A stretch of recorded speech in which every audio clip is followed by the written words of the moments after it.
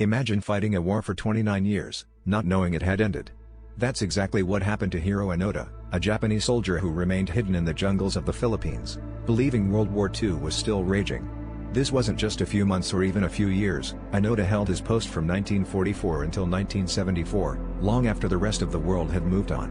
His story is one of incredible loyalty and endurance, driven by orders he received as a young lieutenant, to never surrender and to never take his own life unless explicitly commanded. Onoda and a few fellow soldiers survived by raiding local farms for food and supplies, always on alert, convinced that enemy forces were out to capture them. Attempts to inform him of the war's end through leaflets and loudspeakers were dismissed as enemy propaganda. It wasn't until 1974 when his former commanding officer, Major Yoshimi Taniguchi, was flown in to formally relieve him of duty, that Onoda finally emerged from his jungle hideout. This extraordinary show of commitment to duty and the inability to communicate with the outside world paints a vivid picture of the isolation and determination of a soldier who refused to give up. The world he returned to was vastly different from the one he had left.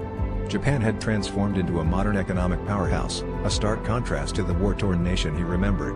Onoda's return was met with mixed feelings, from awe at his steadfastness to criticism over the unnecessary hardships he caused to locals in the Philippines. Yet, his experience highlights the often forgotten stories of soldiers who continued to struggle long after the official battles had ceased, and the complexities of war that extend beyond the battlefield. Hiro Onoda's story is a reminder of the power of belief and the human spirit's resilience. It challenges us to consider the costs of unwavering loyalty and the importance of communication in a world where information can change everything. His tale is a snapshot of history that compels us to rethink what it means to be committed to a cause, even in the face of overwhelming evidence that the world has moved on.